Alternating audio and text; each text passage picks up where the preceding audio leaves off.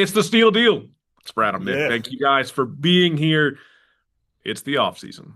And as of today, January 14th, 2026, Mike Tomlin is no longer the head coach of the Pittsburgh Steelers. It is sad. Yeah. Uh, if you've watched the podcast, if you've listened to the podcast, you know that we believed it was time. So we're turning the page. We're full on Penguins attire now. If you're watching us on the video, we're watching the boys at PPG. So let's go. Let's talk about the game itself, Brad. It was a blowout, but it also wasn't. What did you see? It was I knew going into it they were going to have to play a perfect game to win it or even have a chance at the end.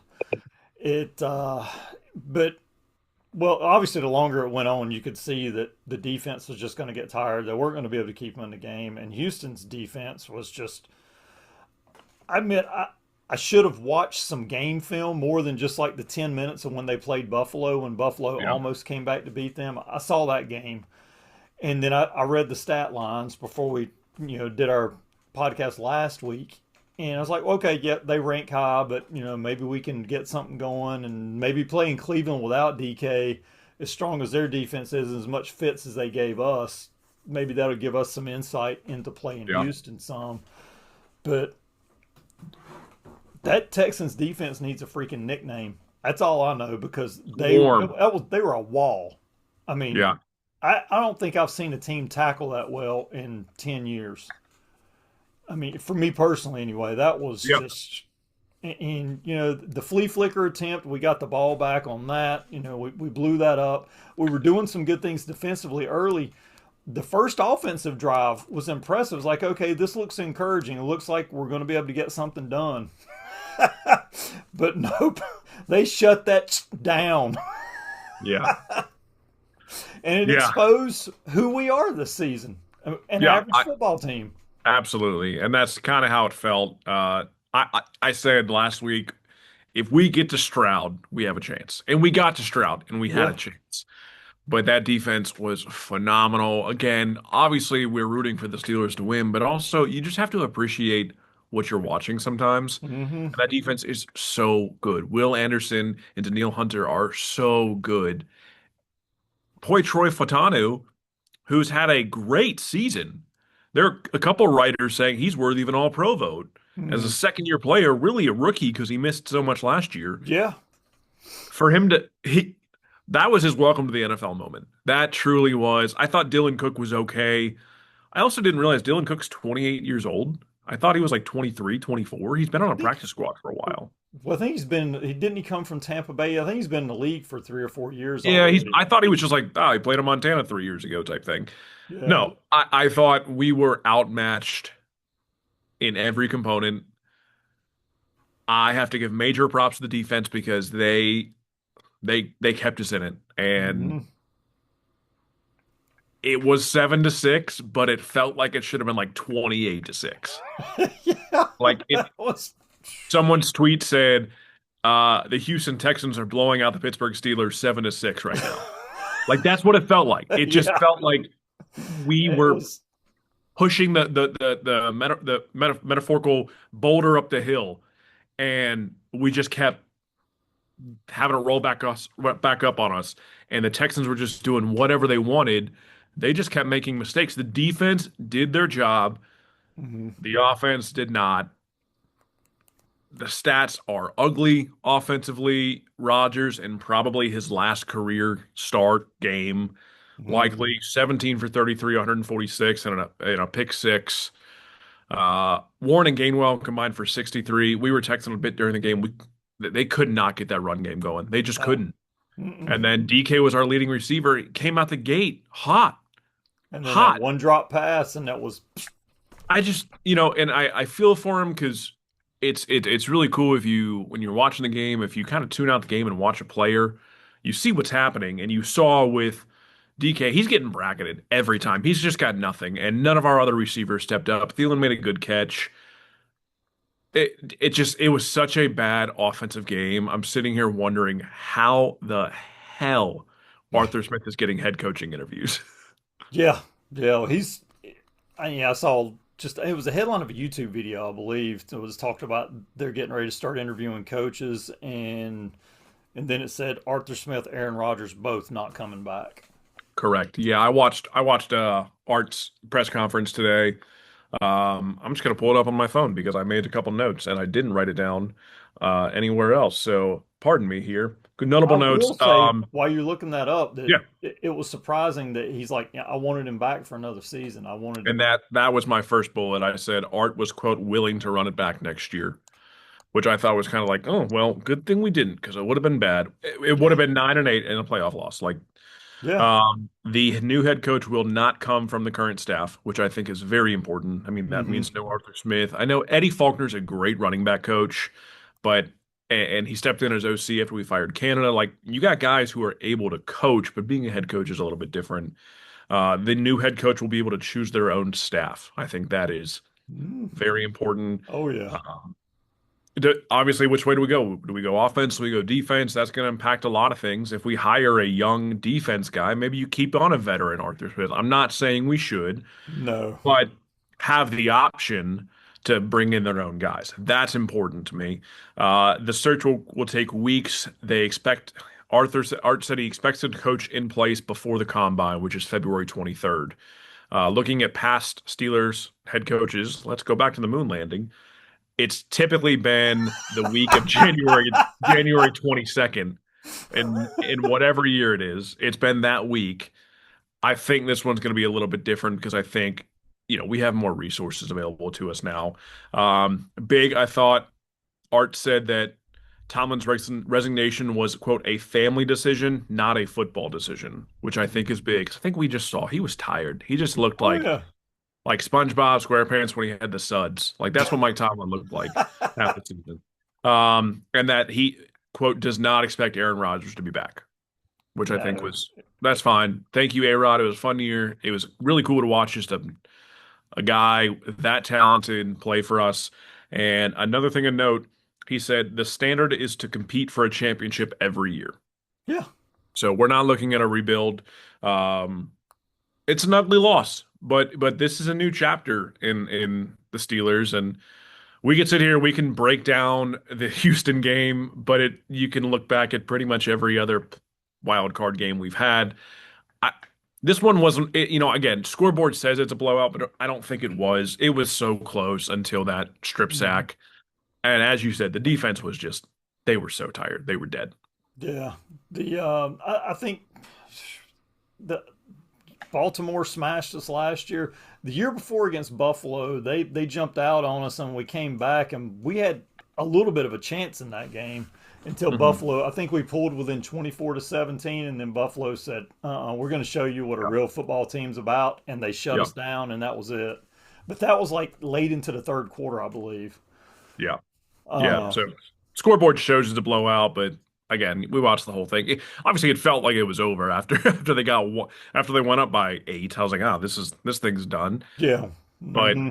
it also was closer. It's just again, it's just a shame that it happened this way. But I think it's kind of fitting as we turn the page into the next uh, era of Steelers football that the defense held their own and the Yeah. defense played their butts off for Mike Tomlin. Hmm. And I think that, we're going to look back in a couple years, in a couple decades, and remember this time, and we're going to remember a lot of positives. I just feel Oh that. yeah. I mean, there were a lot of really good games that he coached, just regular season stuff Yep. that just so memorable, you know. But Yeah. Can't coach forever. yeah, yeah, and his downfall, I believe, was hanging on to his vets too long and not knowing, because I believe that it didn't happen under Cowher. When Yeah. they started, when they were up for and they could see that they were more or less peaking, they let them go. They either release them or they let them walk. And the fan base would flip their lid every single time. And if you're out there watching me going, no, no, they did. I remember it vividly. They were like, "What are they doing? They can't let him go." And then that player, whoever it was, would go out and lay an egg wherever he got that new big contract from. And then we would Yeah. bring in a rookie, somebody else to fill that gap, and then they would perform close to up to expectations. Yeah, and It they was weren't just, flipping out on social media because there was no social media. yeah. They were flipping out in their own circles. So yeah, they weren't complaining in Facebook comments. They weren't Hmm. tweeting at the team. They were just voicing complaints around the water cooler. I mean, that's really before my time. Yeah. But I think that this is like the analogy I keep or have in my head. If you flip Mike Tomlin's career 180 degrees, okay? Because he was hired and he won a Super Bowl his second year. Like that Yeah. was incredible. Hmm. If you flip it and you say, okay, Mike Tomlin was hired, couldn't find a quarterback, but still was able to be 10-7 with playoff losses. And then once he found his quarterback, he was consistently competing it for, AFC North titles, getting to the AFC divisional, getting to the AFC championship, and then he finally breaks through, but loses in the Super Bowl, comes back 2 years later, finally wins it. Wow. Yeah. It's so funny how different our perspective would be if that's what happened. Because he's a Super Bowl winning coach. He Hmm. is a two-time appearing Super Bowl or a Super Bowl appearing coach. He had a hell of a career. Top 10 in the NFL in all-time wins, tied with Chuck Noll for most in Steelers history, which I think is funny. 190 regular season at Yeah. 193. Hmm. And he has the best winning percentage as a coach in Steelers history, which I think is just commendable. I He's a Hall of Fame coach. Yeah. The question is not is he getting into Canton? It's when. Is it in 5 years or is he going to latch on somewhere else next year? Which we have his rights, so we can trade him. Yeah. He's not going anywhere. But when you were describing flipping his, it kind of, and only kind of, Yeah, mirrors Cowher, exactly, because exactly. Cowher was able to get those teams to the AFC Championship without a stud quarterback, and then Yep, we were literally just a quarterback short with those yep, team. Man, that '94 team, the '92 team, the '93 team was almost as good as them, but there were a few players. Adrian Cooper was a tight end on that team. Eric Green, I don't think Eric Green was involved in it. There was Adrian Cooper was a backup tight end, and there was another player or two. Adrian Cooper admitted later on he was mad about his contract. He intentionally dropped some passes and whiffed on blocks during the season because he was still upset about his deal during the '93 season. He didn't come back for '94. yeah. I wonder why. I Yeah, wonder why. but the '95 team Yeah, still got him to the Super Bowl with O'Donnell as the quarterback. yeah, And then the yeah, Cordell AFC Championship in '97. I mean, he did a lot with very little under center. And then when he yeah. got Ben, he got his trophy. And again, I mean, you know this more than I do. I kind of remember this a little bit until Cowher won the game over the Super Bowl over the Seahawks. People were saying, "Oh, Cowher can't win the big one. He can't win the big one. Can't do it. We got to get someone else in here." Dude, I love Bill Cowher, but after the 2003 season, I wanted him gone. Exactly. And it's just like it we forget how hard it is to win a Super Bowl. And that's why, yes, I'm out. I'll say it. We should have been in more Super Bowls. We should have at least competed for them. But we were also going toe to toe with the greatest dynasty in sports in my Hmm. history, which is the 20-year reign of the New England Patriots. So you have to consider that and overlapping with Aaron Rodgers and Peyton Manning and Drew Brees and like all these guys. It was so just Mike Tomlin is a hell of a coach. Yeah. He's he's top three in Steelers history. Hmm.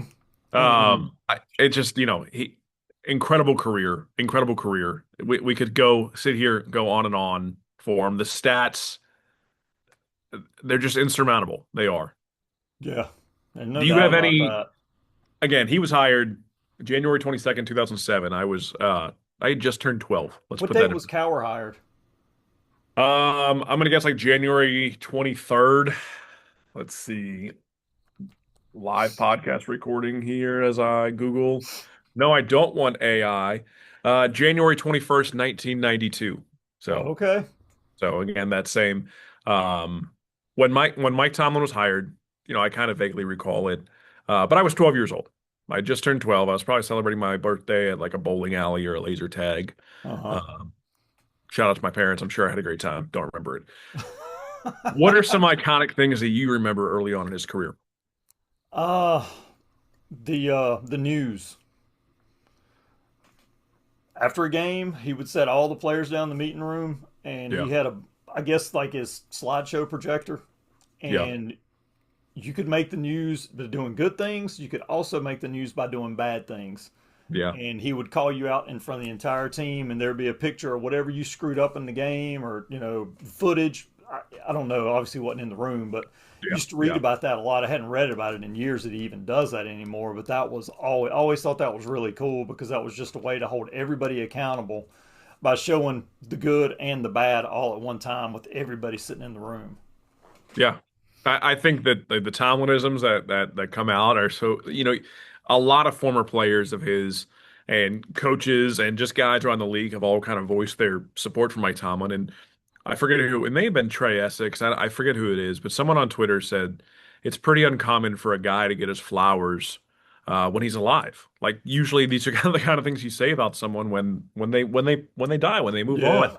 And Sarah, my wife even said it's like it's almost like the videos and the tributes are almost like he died. I was like, well, he didn't. He's healthy. We're appreciative of that. But also like to the average Steeler fan, he is now no longer part of our lives. he Our went to lives. Steeler heaven.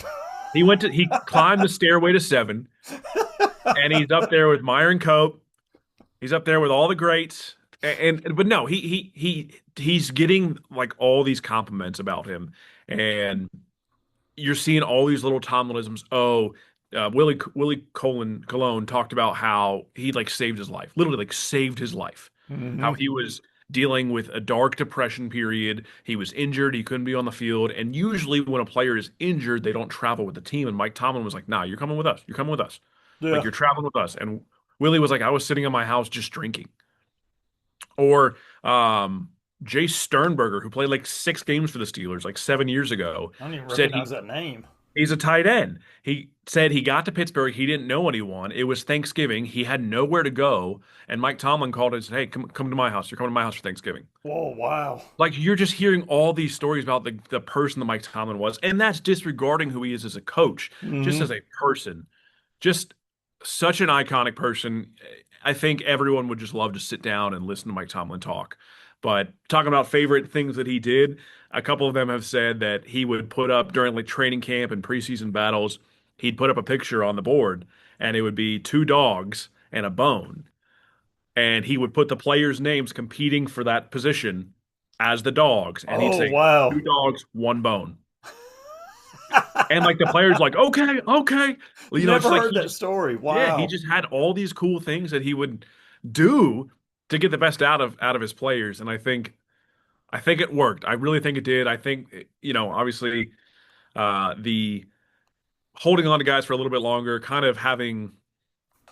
he kind of favored his league relationships, it felt like, over what was best for the team, Hmm. talking and building, bringing veterans. But I also think, like, and again, I want your perspective on this. That era of coach, that genre of coach, isn't really the style anymore. You're seeing these Ben Johnsons, these Sean McVays, these Kyle Shanahans, who are elite coordinators on one side of the ball who also know how to lead a room. And Mike Tomlin was an elite coordinator for a year, but he's always been the leader of men in that locker room. Oh yeah, and that was my other thing. The other kind of downfall, he didn't have an eye for pulling in top shelf assistants. Yeah. And Yeah. if you're not the sharpest tack for strategizing stuff, you better have assistants around you that are, Yeah. or you're going to end up 9-8 for 10 years in a row or whatever it was. I Yeah. mean, it's just Yeah. that's the nature of the beast. Yeah. Somebody has to know X's and O's and stay up to date on what's going on and be able to put together smart game plans. Yeah. And I think Mike Tomlin is a great coach, however you want to phrase that. I think he does know the game so well. I think again, the game just changes. It Hmm. just changes. And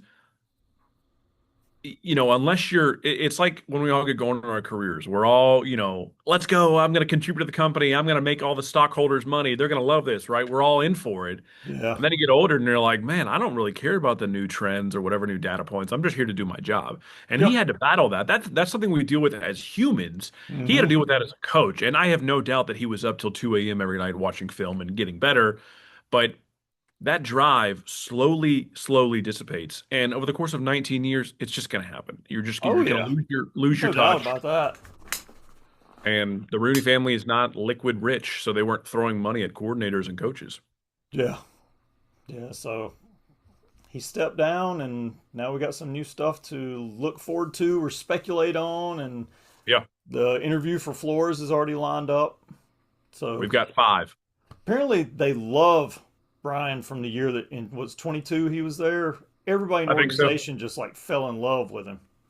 Yeah, So I we'll think the see. five. But We'll see. I don't love that idea of Brian Flores because I think that he kind of brings what young Mike Tomlin brought, which was just knowledge of the game.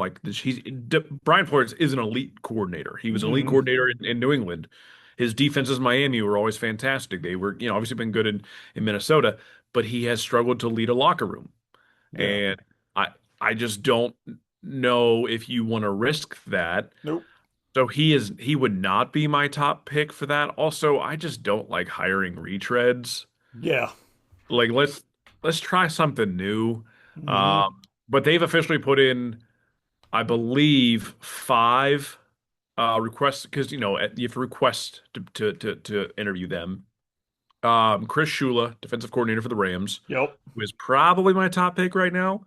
Um, Clint Kubiak, is the coordinator for the Seahawks. He's obviously the Seahawks are the number one seed in the NFC. He's made Sam Darnold pretty dang good. Yeah. Uh, a little young. I'd like to see him with kind of more of a How old is he? resume.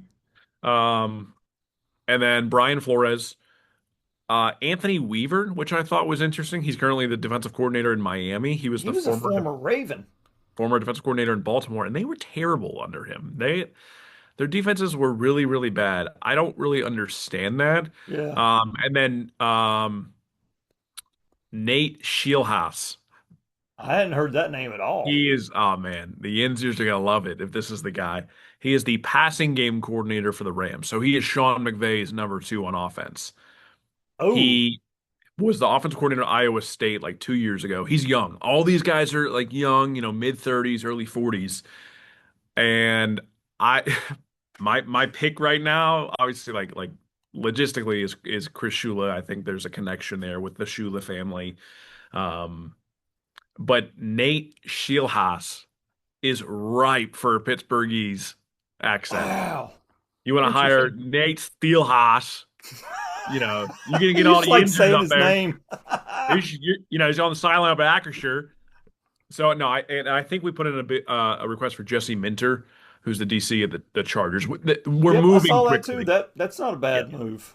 Let's yeah, talk to we're him. moving quickly, which I think is good. Which makes me think Tomlin probably sat down and with Art and a couple, whether it be before the season or mid-season, and said like, "Hey, I haven't made a decision yet, but just in case I do, just have a list ready because we That's are what we I've are read that they let it out that they were interested in Shula if Mike didn't come back yeah a month ago. yeah They let that kind of leak out.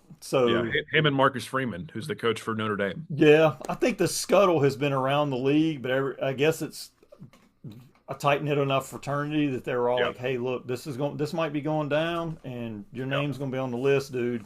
That kind of thing. yeah I want.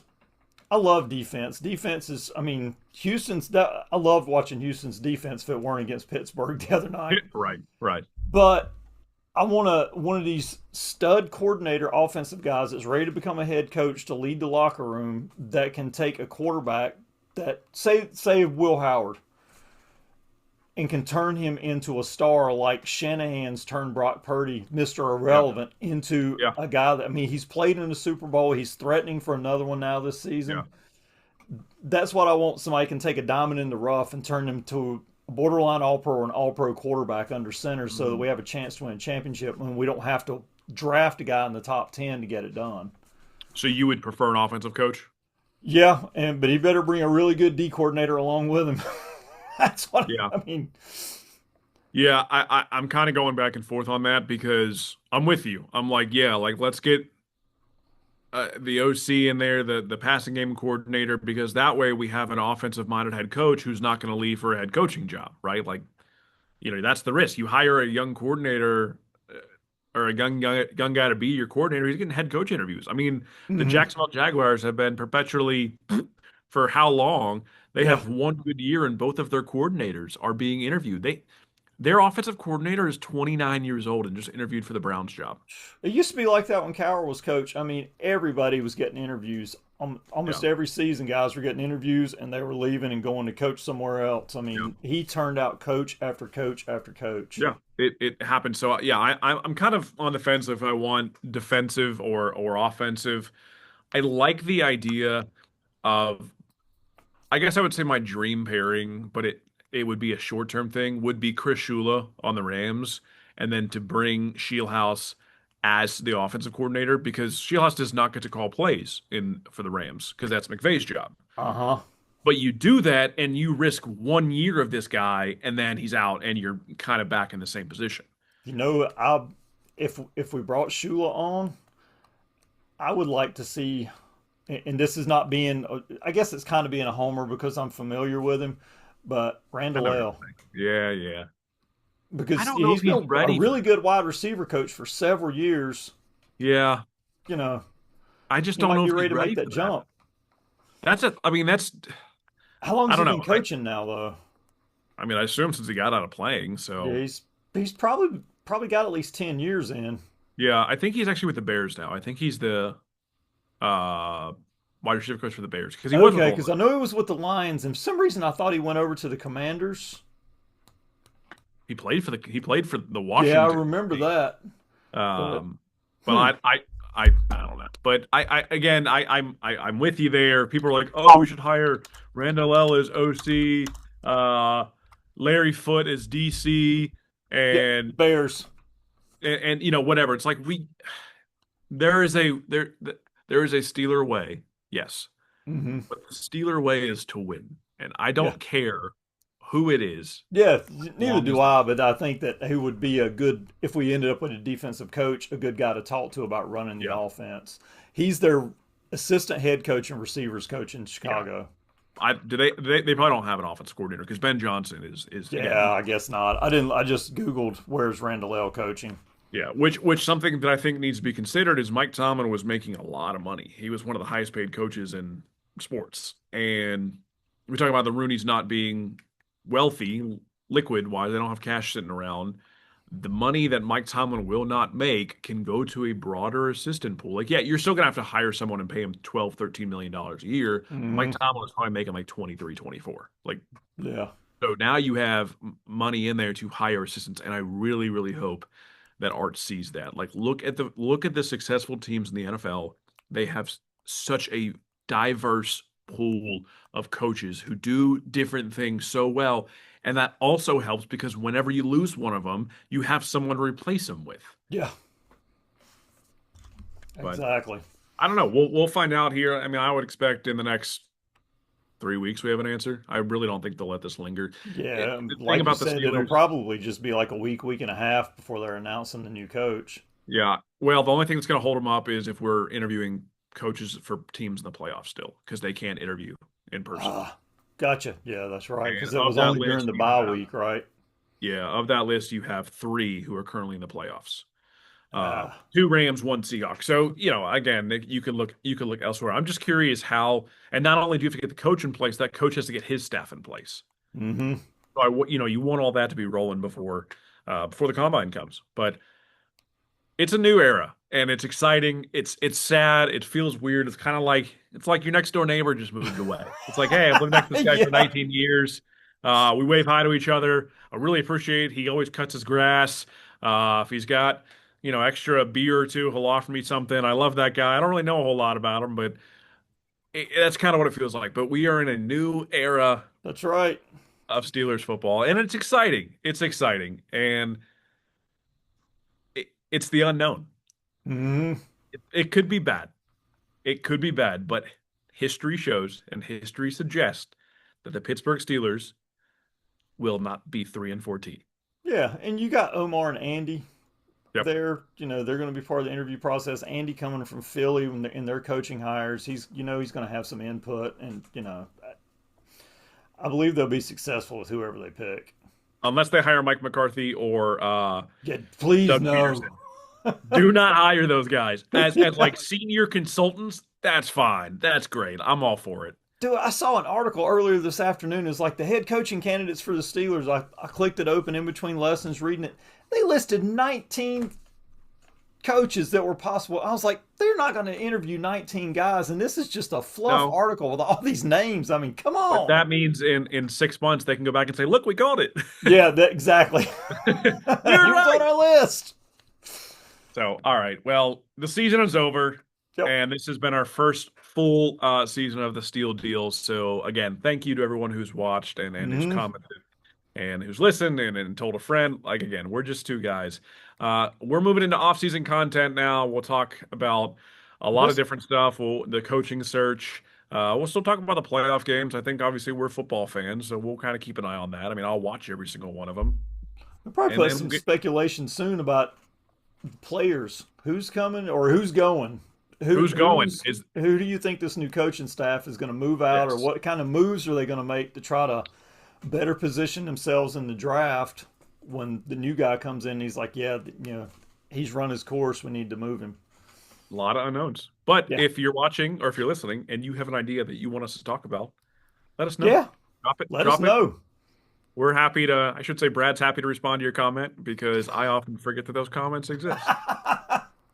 So, thank you guys. It's been a fun season. We're looking forward to off season. Stick with us. Absolutely. It's not week to week game stuff, but there's always a lot going on in Steeler Nation. Yeah, I mean, it's NFL's 24/7, 365. There's something going on now. You used to have dead times during the spring. That doesn't happen anymore. They've got it structured so they are always in your face. Getting ready for And the we're going to be underwear the same Olympics. way. It's the underwear Olympics in February. The NFL Combine. Can't wait to Yep. watch guys who should not be wearing spandex run fast in spandex. Yeah. I'm ready to start looking at some draft stuff. That's for sure. We'll do some mock drafts. We'll make it fun. So, Yeah, no doubt. all right, we'll see y'all next week. Later, folks.